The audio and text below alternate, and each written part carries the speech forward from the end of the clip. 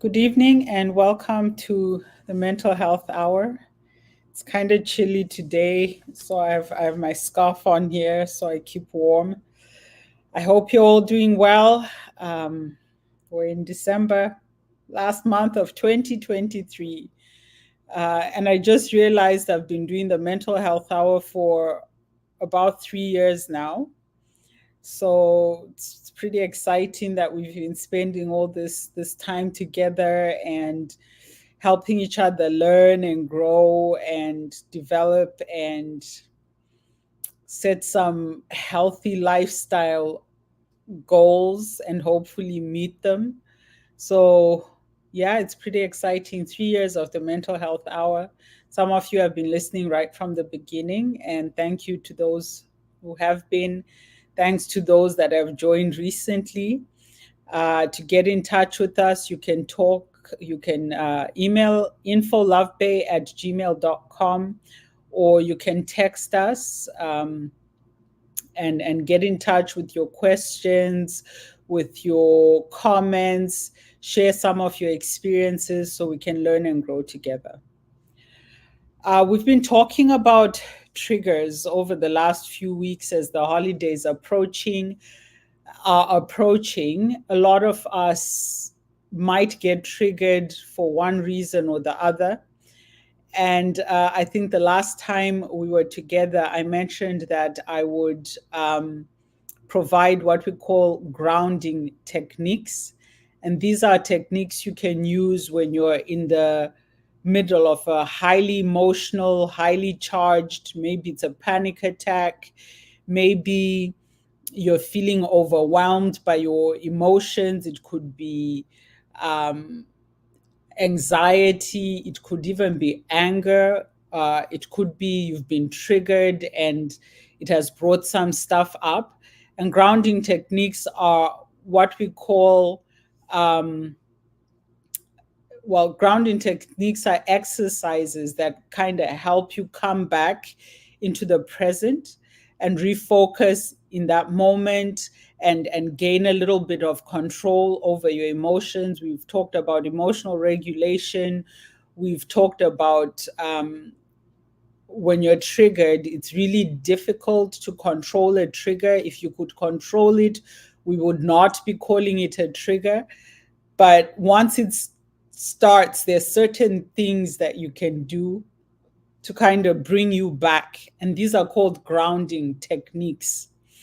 So there are mental ones, there are physical ones. And the idea really is to snatch you away from whatever's been triggered and bring you to a more even place, more level ground, so you don't feel like you've lost control and you don't feel overwhelmed and you don't feel helpless and hopeless. So you can use these grounding techniques in whatever situation, figure out what works well for you. And just like we've talked about mindfulness before, and we've talked about other techniques that kind of support our emotional regulation, grounding techniques, it takes time for you to master them. It takes time for you to be able to use them correctly, but that doesn't mean don't try. Keep trying, and eventually it will lock in and it will work. And the right grounding techniques get you to a place where you're not triggered as much and sometimes at all by the same triggers. Grounding techniques are really about the trigger, not about the trauma. We've talked before about the trauma, that you need to go for therapy, you need to work through that trauma. There's no pill, there's no drug you can take that will help you work through a trauma. Drugs might help you from a physiological, chemical, biological space or that way, but for you to really be able to work through a trauma so that it's not impacting your life anymore and so that you're not triggered anymore. Somebody asked, how do I get rid of my triggers? Work on the trauma. That's how you get rid of triggers. focus on the trauma. What work do you need to do around the trauma? So, grounding techniques. So it helps you pull away from flashbacks, unwanted memories, triggers, negative, overwhelming emotions. There are physical techniques, mental techniques, and soothing techniques. You can use these like when you're feeling a panic attack coming up, when that trigger has been pulled and you're feeling like I'm losing control, or maybe you've lost control and you're trying to figure out, how do I gain back control, because if I don't, things are going to escalate quickly, right? So physical grounding techniques are about bringing you back on a physical level to the moment. Because remember, I said triggers are tied to past trauma. And what triggers do is they bring you back to that moment of trauma. You start to feel the same physically, emotionally. It's like that trauma is happening all over again, but it's actually trauma from the past. So the grounding techniques help bring you back into the present. So one example is putting your hands in water, right? And this is about feeling a different sensation on your physical body. It's about bringing you back. I've had clients that wear maybe like a rubber band around their wrist. When they're feeling something, they start snapping that, because that rhythmic snapping, or just even that contact with the skin, brings you back into the present moment. Some people self harm, which is a topic that we will cover, because we're seeing an increase, especially amongst young Black uh, youth and children, starting to self harm quite a bit. And what self harm is, it is a way of distracting from an emotional, mental pain by inflicting a physical pain on yourself. So a person will, when they're feeling too emotional, they might start cutting their skin. And it's not that they're trying to kill themselves, they're cutting because that physical pain from cutting their own skin distracts them from the emotional pain. Uh, some people will bang their head against a wall until they get dizzy or until they start bleeding. Really, what they're doing is trying to ground themselves by inflicting physical pain on themselves to distract or pull away from emotional pain. Now, the idea behind grounding techniques is the same, but grounding techniques don't harm you.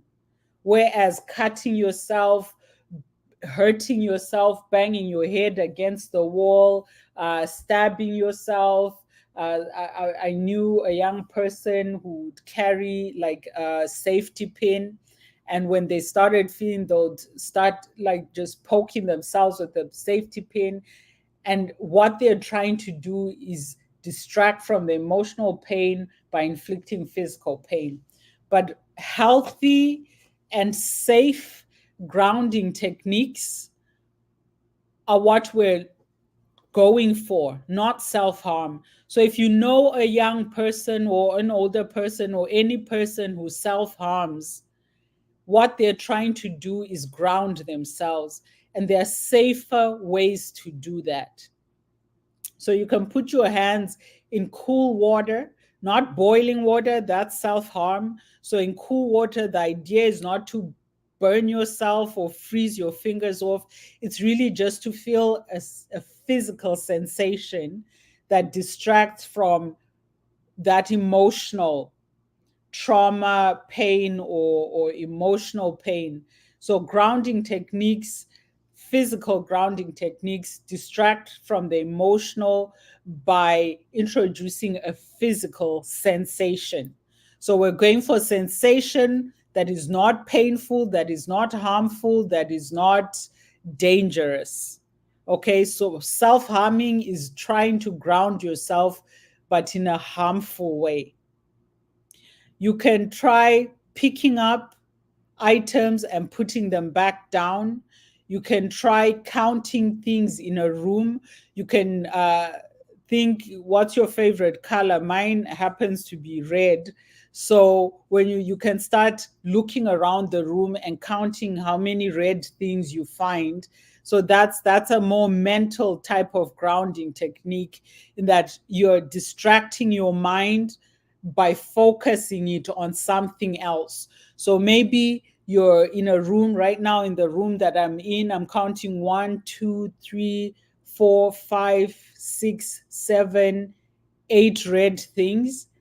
And by doing that, I'm now focusing on something else rather than the triggered trauma, right? Or the emotional pain. So that's an example of a mental technique. When you take your mind away from those distressing thoughts and direct them and focus them on something else. So physical grounding techniques involve the physical body. It's picking things up. It is putting your hands in cool water, not ice cold water, in cool water. It is maybe touching a rough surface and just letting your hands feel that roughness and focusing on that physical sensation. So it's taking away from the emotional and directing into the physical. With the mental, you're taking away the distressful thoughts by training your mind on a different and specific thing. You can try savoring a food, so some candy. Or another good one is carry around a lemon or a lime. They're small enough, you can always carry one in your purse or whatever. So when you start, you can bite into it, and that bitterness and that sensation of biting into that is a grounding technique. It grounds you, it takes you away from that emotional into the physical. So now you're tasting the bitterness of the lemon, you focus in on it, you focus on your teeth, like biting through the skin. It's really about distracting from the emotional using physical or mental activities. Hold a piece of ice and feel it melting in your hands. So that's another example of a physical grounding technique. A mental one is you can listen and identify sounds. So for example, if you're outside, you listen, or I can hear a car, I can hear a dog barking, I can hear a bird singing. That's the sound of a cricket. So focus your mind on your surroundings and start just naming and identifying different sounds. So the idea of grounding techniques, and I'll keep repeating this because it's really, really important.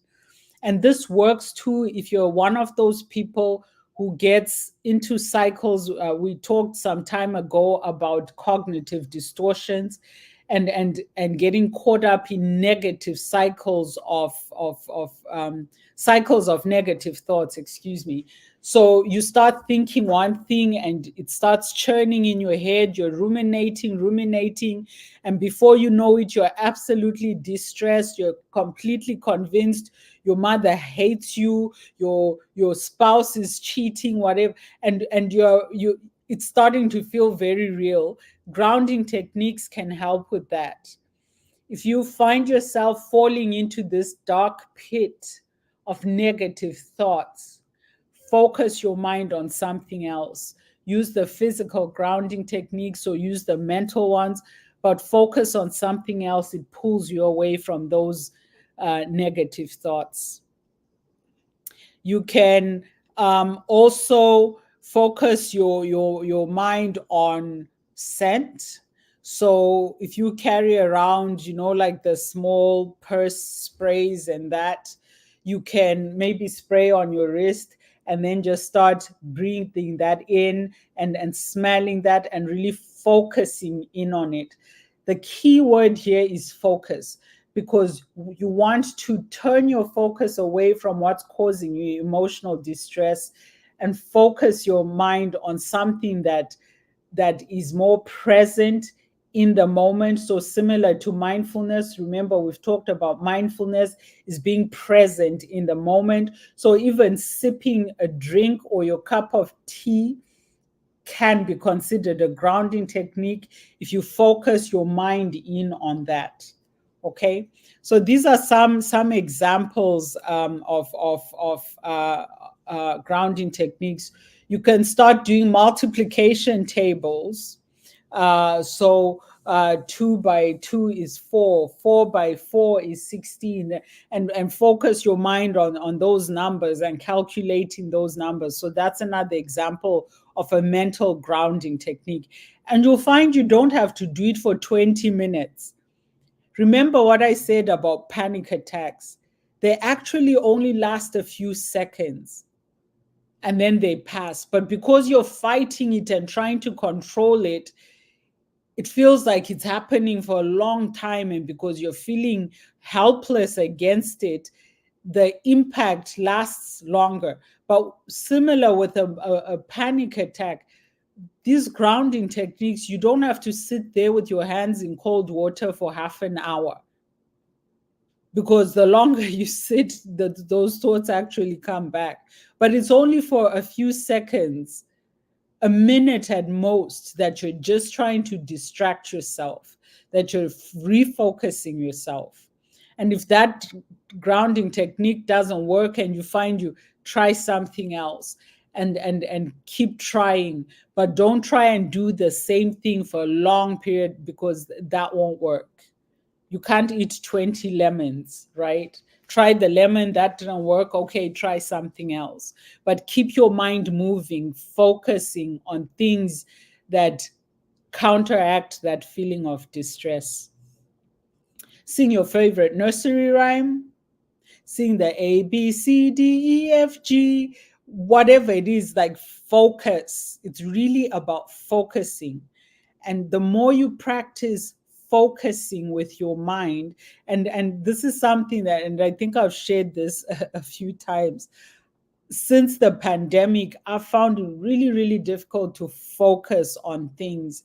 And this is something that I've been doing for myself. I've been reading a lot more because that pulls my focus in. I find things, and watching TV, like you can, like that won't work. I've tried watching Netflix, doesn't work. I've tried browsing online, it doesn't work. But one thing that has worked for me is reading. So I've always been an avid reader, but for some years, especially after graduate school, I was tired of books, and I think I kind of, but since then I've started again, and I'm finding that focusing on reading is helping my focus, my concentration. I'm learning to focus more, and my attention span is going back to what it used to be pre-pandemic. So those are grounding techniques that we can use when we've been triggered and we're trying to bring ourselves back into the present. Grounding techniques you can use if you have anxiety and panic attacks, if you get caught up in distressful negative thoughts. These are techniques that you can use to bring yourself into the present. Okay, so we received a number of questions and comments last week and this week. So I have quite a few to go through with you. Some of them are a little bit off topic, so we might come back to them at a later date. I will still read them and acknowledge so that you know that, no, we got your message and we will come back to it. Okay, the first one, let's see. Let's look for a country we haven't been to yet. Belgium. I think we haven't been to Belgium yet. So we have a listener in Brussels who says workplace mental health is an important topic that affects the well-being and productivity of employees and organizations. Can you please address this? A junior at my workplace was promoted, which is having a psychological effect on me. I feel like we've read this before. Okay, so from Belgium, you are absolutely right. You're absolutely right. And you had this junior person at your workplace was promoted, and it's impacting you negatively.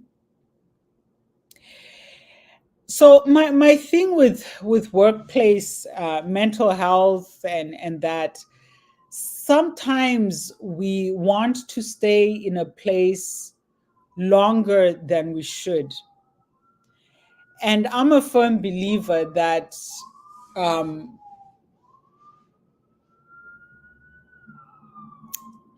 if it's not fitting, if it's not satisfying, if it's not fulfilling, move on and look for what will, because life is too short. If you feel that you deserved this promotion and it should have been given to you, and you have demonstrated your worthiness of this promotion and it's not being seen, maybe you're in the wrong place. Maybe it's time to explore what else is out there. And when things at work start to affect your mental health, and this happens to all of us at some point or the other. Sometimes it's because the pressures in our personal life are converging with the pressures at work, and our mental health is at risk. Whatever the situation, you really need to look at what is impacting my mental health the most. Is it just that people are getting promoted and I'm not?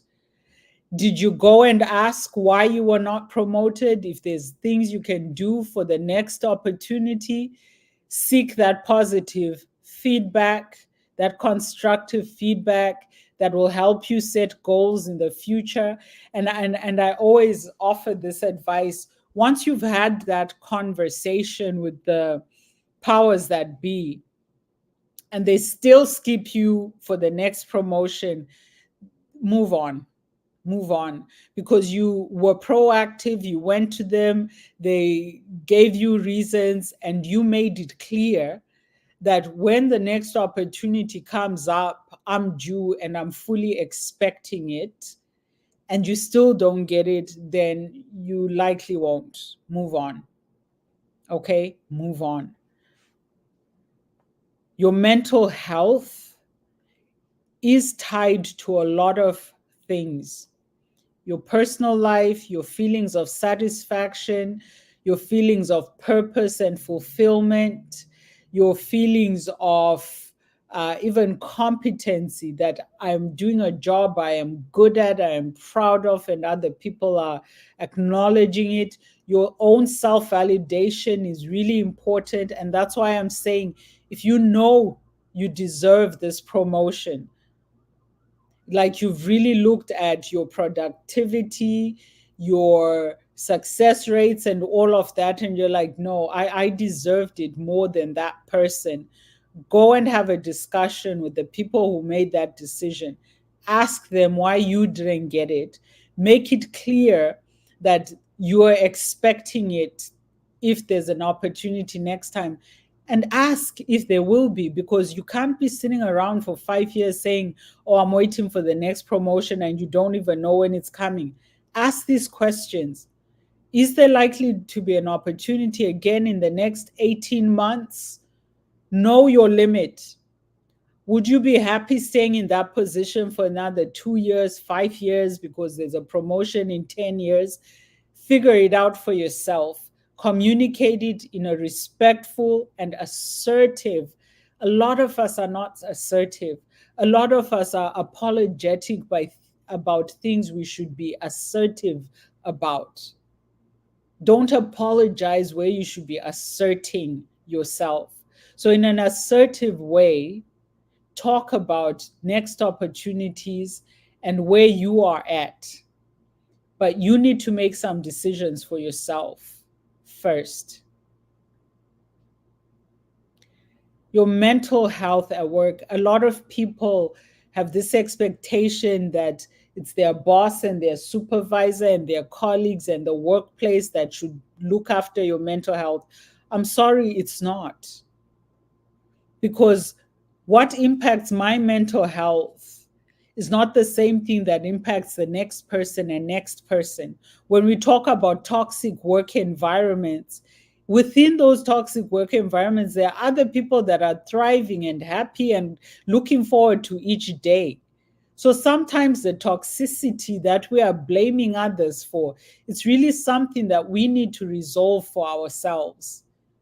So before you start laying it on your boss and your employer and this person and that person to look after your mental health, what are you doing? What are you doing? Promotions are not a given. And if you're not going after it, who do you expect to be chasing after the promotion for you? Some of us are just too passive. And then we quickly go from passive to passive aggressive or just plain aggressive, but we completely pass the assertiveness. We need to be assertive, which means I know who I am, I know what I'm contributing, I know what I deserve. And since I didn't get this promotion, let's talk about it and see what we can do about it. These are my goals. What are yours as my boss or my supervisor? Let's be honest. Is there an opportunity for me in the near future? If not, this is where I'm at, and move on. Okay, it's not somebody else's responsibility to make sure you are happy at work. That's on you. Okay. Um, then we have Annette in Barcelona. Hello, Dr. Tapo. I listened to your program last week on triggers. I was not disappointed. Thanks for a great show. I got some questions answered during the show.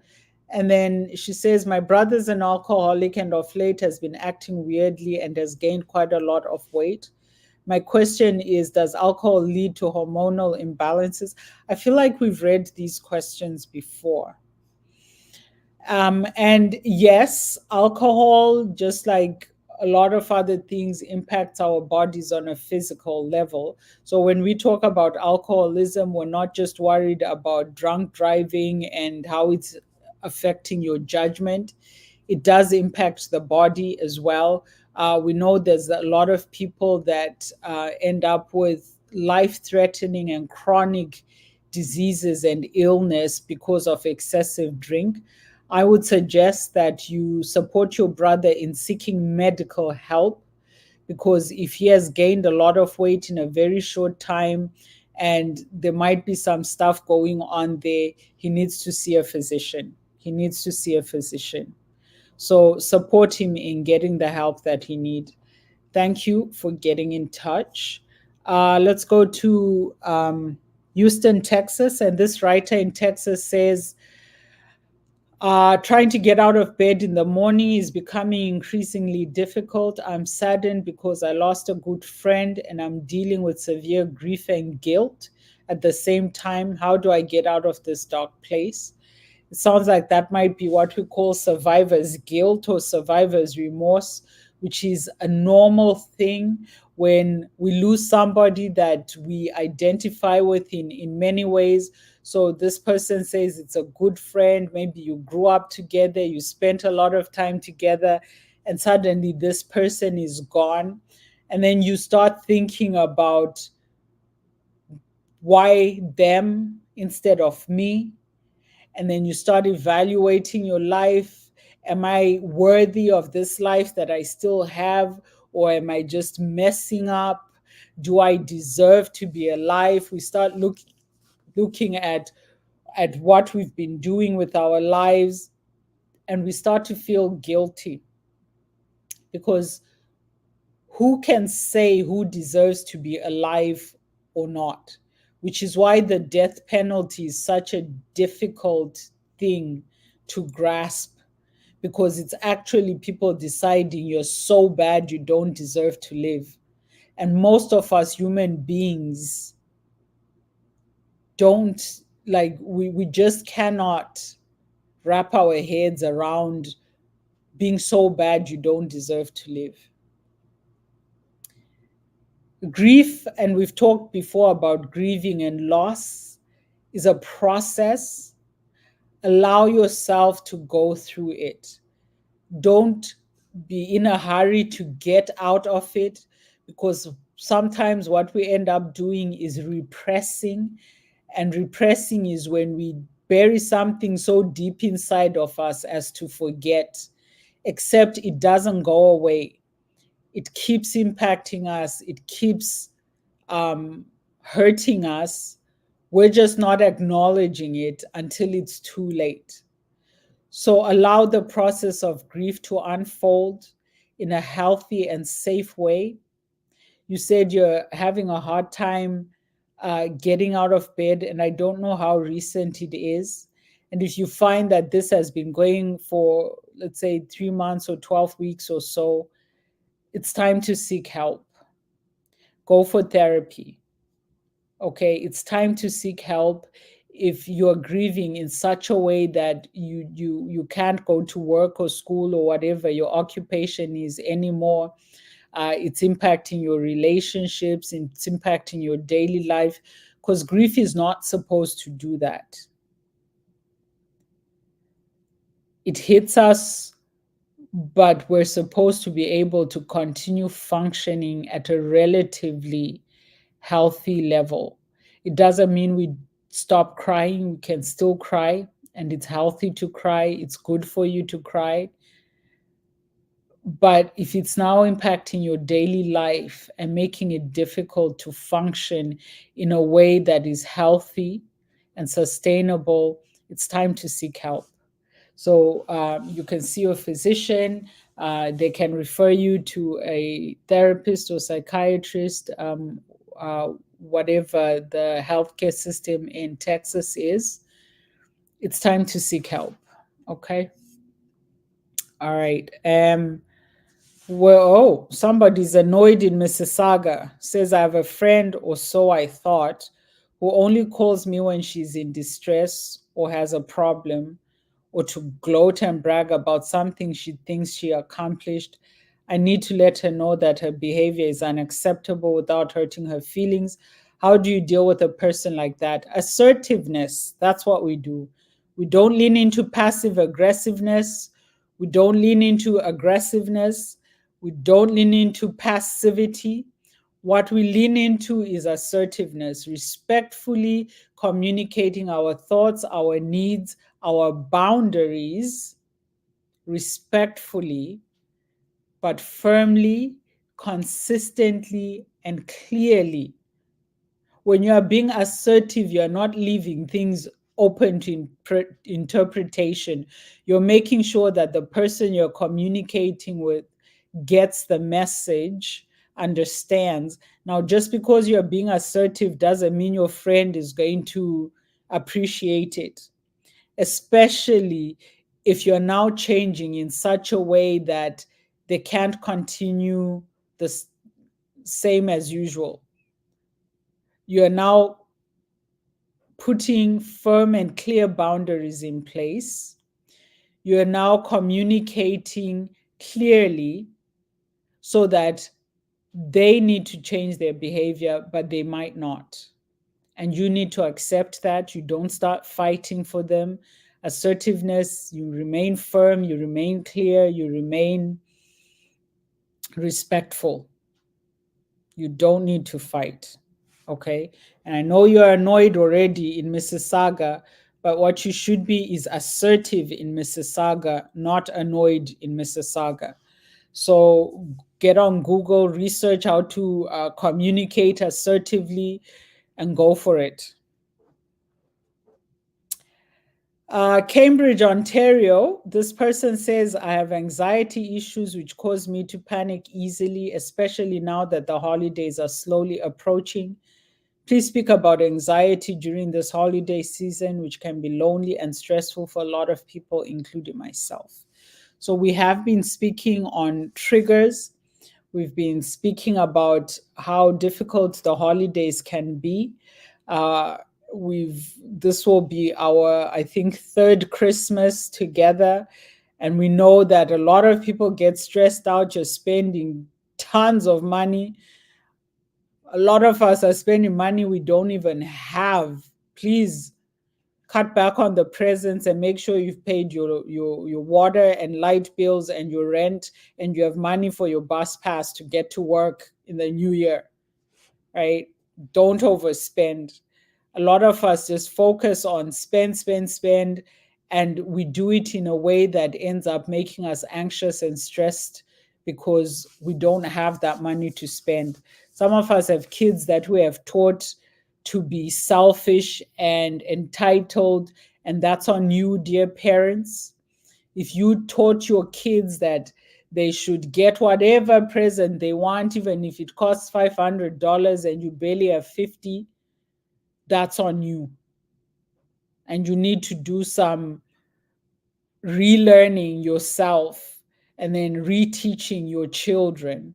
The holidays are not about spending money.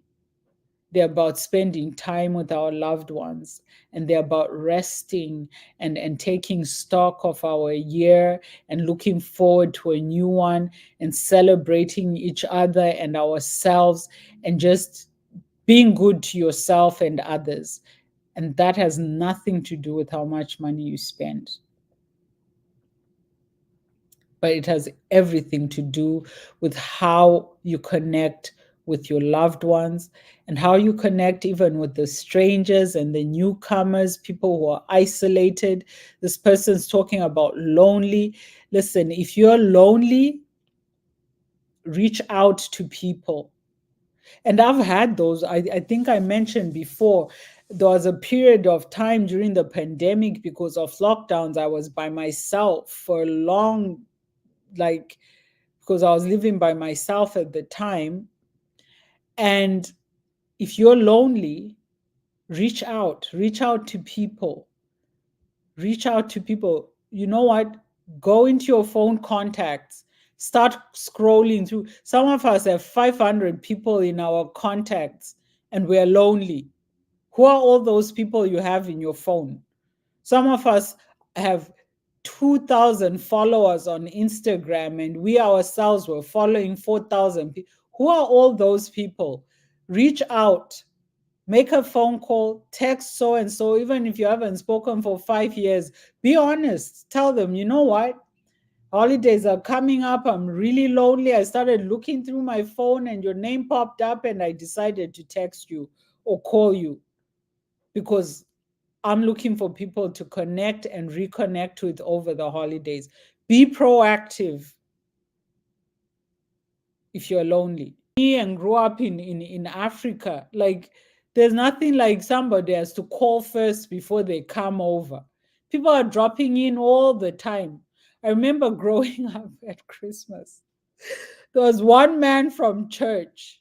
He never missed a holiday at our house. And we kids, we did not like him at all. Because you know what happened when the visitors came? The parents would immediately, oh, okay, yeah, we have visitors. So now if I was going to get the drumstick, it might go to the visitor. If I was looking forward to 3 slices of cake, I'm only now getting one. So us kids didn't like this man, but he was there every holiday. Funny thing is, he was married and had kids and never came with them. He always came by himself. Selfish man. Selfish man. So listen, my point is, if you're lonely, reach out for people. Reach out for people, right? Reconnect with people who's in your phone contacts. Reach out to them. And it takes humility. You have to be humble. Some of us are lonely because of our pride and egos. We want people to call us and text us and we're too proud. We are too proud. Some of us are so proud we're living fake lives online. So our friends and families are seeing us living our best lives, but it's all fake because of our ego and our pride. Please reach out to people, humble yourself, and make friends. A friend in need is a friend indeed. You are in need, so go out there and be a friend indeed to other people. That's what it is. And if you are married and have kids, please do not abandon your children to go visit people and eat their food. At least take your children and your wife with you, so that it is very obvious that you just came for the food. I keep thinking about that man. He was the bane of our childhood. I'm telling you. Christmas, he was there. Easter, he was there. Independence, he was there. Any occasion, he dropped by, leaving his wife and kids at home. He would come just in time for a meal. Okay, more letters from, let's see. We have a gentleman in Moncton. Moncton is in Canada. Which province? It might be New Brunswick, I think, or Manitoba. Anyway, oh, okay, this is an interesting one. He says, I am a single dad struggling to navigate and maintain my kids. Oh, and a new relationship. This guy is up for a really interesting holiday season. So he says, I'm a single dad struggling to navigate and maintain my kids and a new relationship. Tease the season. My girlfriend wants to spend Christmas with me, but my preteen and teenage kids are totally against it. Oh, how does a single dad strike a balance here? Okay, well, aren't you lucky? Others are complaining about being lonely. Your problem is you got too many people in your life who want to spend time with you. Absolute blessing. And this is a nice situation to be in, actually, because there's that newness in your relationship. And the good thing about new relationships is you don't have to repeat past mistakes, and you can try new things, create new traditions while maintaining some of the old, right? So you and your teenagers, I don't know how long you've been single. Maybe last Christmas it was just you and your kids and they really liked it, and now you're talking about introducing somebody else and they're worried about what does that mean for us? Will there be awkward conversations? Do we have to all sit at the table and pretend we know this person? Like, I don't know if your girlfriend has met the kids yet. If she has not, it might not be the best time. It might not be the best time. It might not be the best time. And I don't know if you're single because you're divorced or separated or broke up with your children's mother, or maybe she passed. I don't know the situation around that. But when you bring in a new person at Christmas, it's a very, very significant thing. It's very significant. It's on a whole new level. It's not the same as like maybe it's a what's this, Emancipation Day weekend. That's a good one to introduce new people to your kids. Emancipation weekend. Hey kids, I have someone I want you to meet as we celebrate our emancipation from slavery. It's certainly better than, hey kids, Merry Christmas, or whatever you celebrate. Here's somebody new.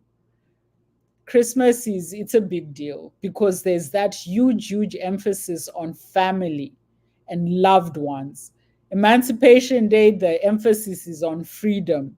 If your kids don't like it, free them up to go play ball or whatever. And it's good to introduce new people in small doses. So the holiday is probably not a good time. And here I'm talking specifically about New Year's Eve, Christmas Day, um, Christmas Eve. If you celebrate Christmas, I'm not sure what holidays you celebrate. Those are difficult times to introduce a new partner to kids. You might want to maybe go for lunch a week or so before Christmas with your kids and the new girlfriend if they've never met. Or if they have met, it's still a good idea so the kids can experience and experiment sharing a meal with this person outside of the home in a no pressure zone. Because something I always tell parents who are single parenting and starting to date, when you bring your new partner or new person into the house, you're essentially bringing this person into your children's personal space. Not necessarily because you're bringing them into your child's bedroom, but the home is where they feel safest, where they let loose. It's their personal space. Every inch of that home is their personal space. So when you bring a person there for the first time, it's a really, really big deal. And sometimes, and this is us women, I don't know why we're like this, but for us women, we start dating my man, and this is his house, and we start redecorating, rearranging, commenting on the paint, and starting to make changes. And the kids are watching this, thinking, like, what on earth is going on? Too much. So I don't know if the kids have met her yet, how things have been going. But my advice to those of you in new relationships, do some dates with this person and your kids outside the home for several months before you start forcing your kids to spend time with this person in their personal space, which is their home. Baby steps, baby steps.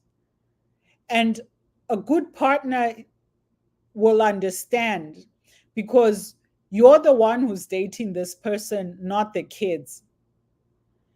Don't ever force your children into a relationship with your boyfriend or girlfriend. That is your choice, not theirs. So let them, at their own pace, develop a relationship with this person. And if your kids are telling you they're not ready, then they're not ready. Ask them, what will make you ready? And get some level of commitment, because we know some kids are bratty like that and will never ever be ready. They'll be 55 and still telling you they're not ready for you to date. So we do understand there's some kids that are just selfish that way. But my suggestion is, ask your kids what will make them ready. If it's too soon because it's Christmas, plan something in the near future. Other holidays are coming up.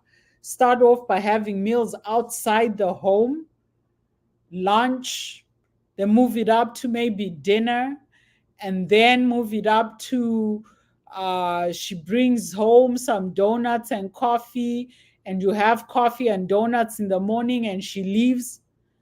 But pace. This is your dating relationship, not your kids.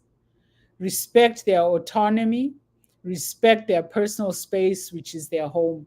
If your kids are not ready, listen to them, negotiate with them, agree on some terms of engagement. Okay.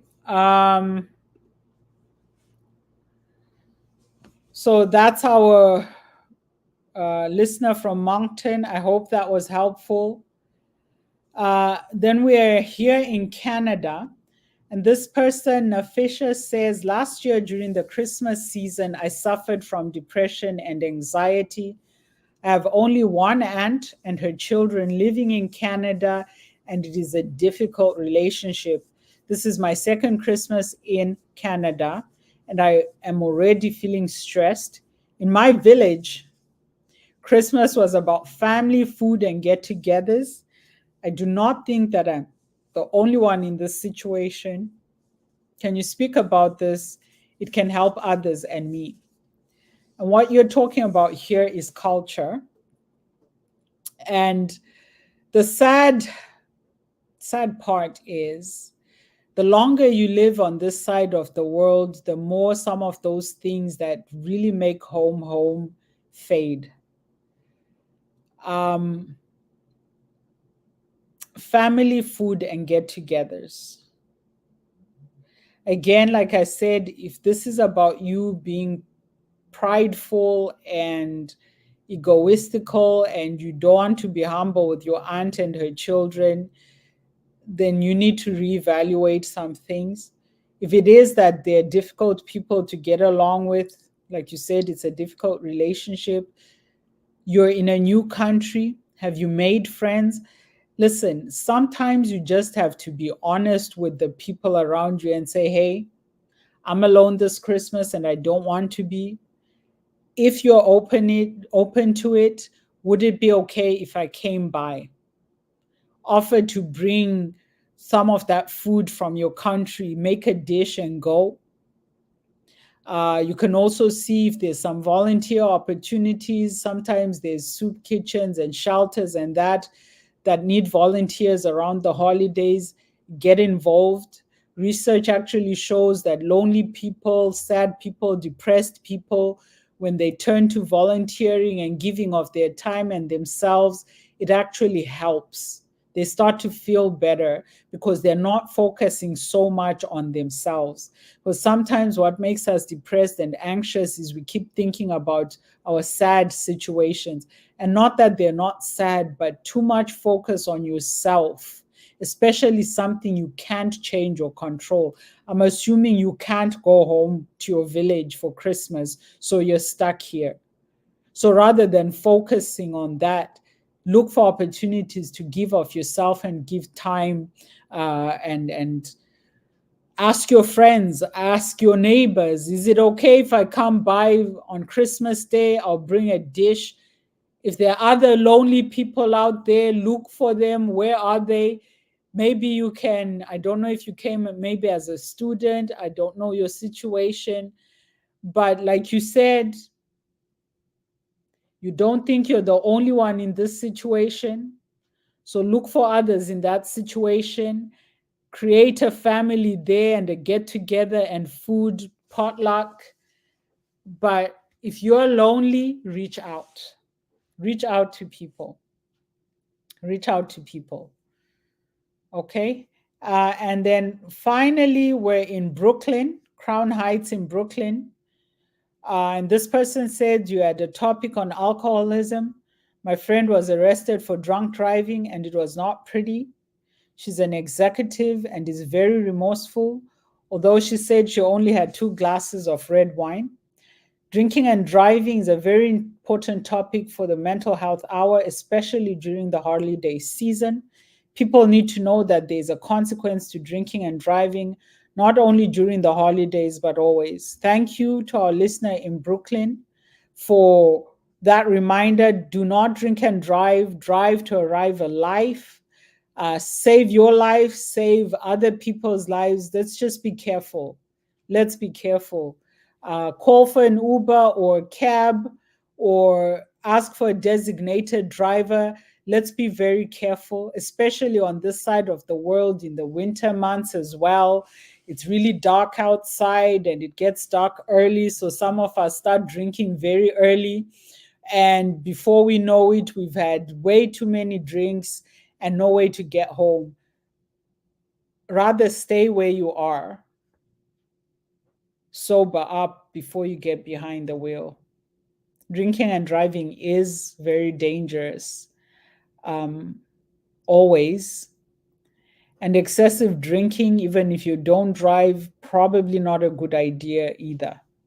And we've talked at length about alcoholism, we've talked at length about binge drinking, which is something a lot of people do. Some people say to me, like, I can go 2 months without touching a drink. Yeah, but the day you touch it, you drink 10 liters of whatever.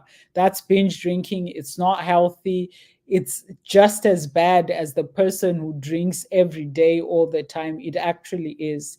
And sometimes it can even impact your body worse than the person who drinks steadily every day because you shock your body. You've heard of alcohol poisoning.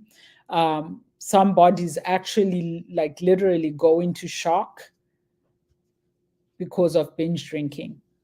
So, whatever style your drinking is, moderation, moderation, moderation.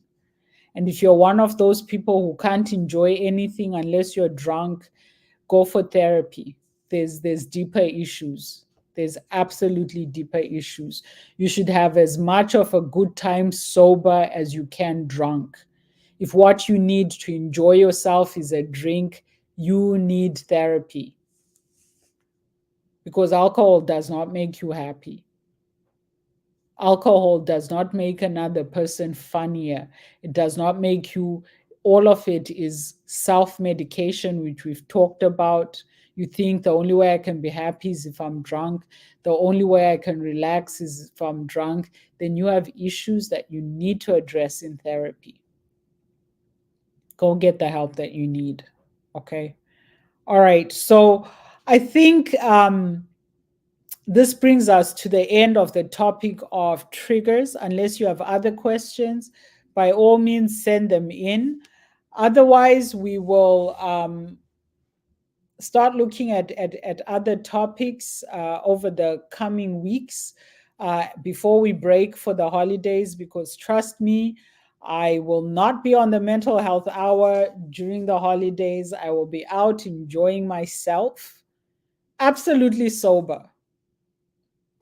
This is me being self righteous. Okay, please get in touch with your questions, your comments. It's always great to hear from you. You can email us info@lovebay.com, or you can text or call. Would love to hear from you. If there are topics that you'd like me to cover, especially as a series, those are always more helpful rather than one topic here and one thing there.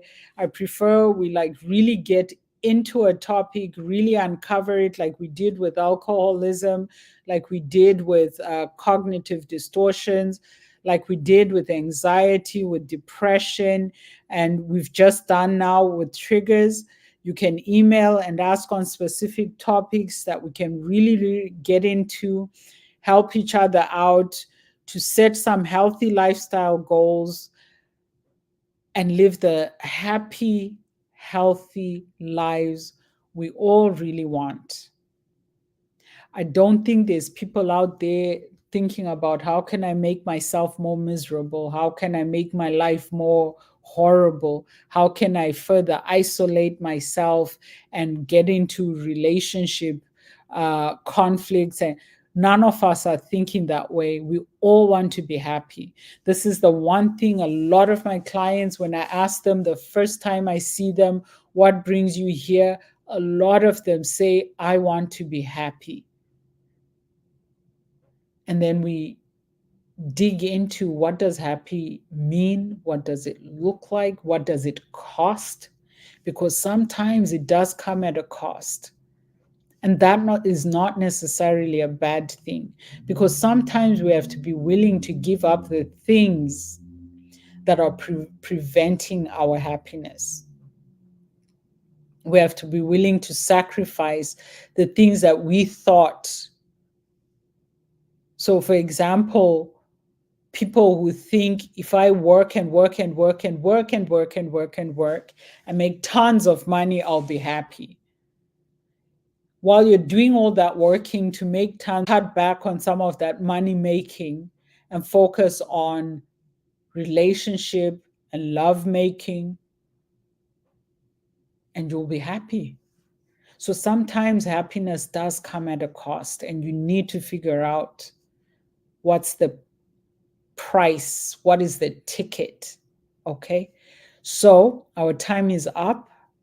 I wish you a wonderful rest of the week. Happy month of December. So a wonderful rest of 2023. I'm sure I know I am. I'm already excited about next year. I'm not even sure why, but I am. I always feel excited for a new year. I don't tend to look at my last year and think, oh, I didn't do this, oh, I didn't do that. I tend to look forward to all the possibilities ahead of me. So that's my advice to you this evening as I log off. Rather than bemoaning what didn't happen for you in 2023, look forward to what can happen in 2024. Set some goals. And this isn't about New Year's resolutions, this is about life goals. You know where you want to be. Figure out how to get there. and start making those changes, start on that journey. So let's focus on the future rather than the past, because the past is gone. We can't change it. Let's focus on the future, but sometimes it gets overwhelming. And those are the times we need to bring ourselves into the present. So, yeah, we are still in 2023. There's still several weeks of this year left. If focusing on 2024 becomes overwhelming and whatever, focus on, yeah, the rest of this year and just determine to connect with people on a real and authentic level, not any of that superficial, look at the Gucci shoes I'm wearing type of stuff, not about showing off and money and presents. And no, like focus on you, you as a human being, connecting with other human beings who are physical, emotional, spiritual, mental assets. That is you, that is them. Connect. Connect. We have a few more weeks. If you are worried about being alone over the holidays, reach out to people. Reach out to people. Do not sit there and expect people to reach out to you and get angry at people and get all indignant like they should. I'm the older one.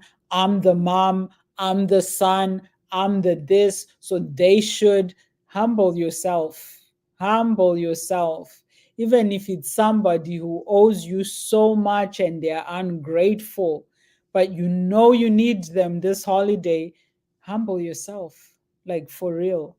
I think this world is just full of too many prideful people, and pride hurts us.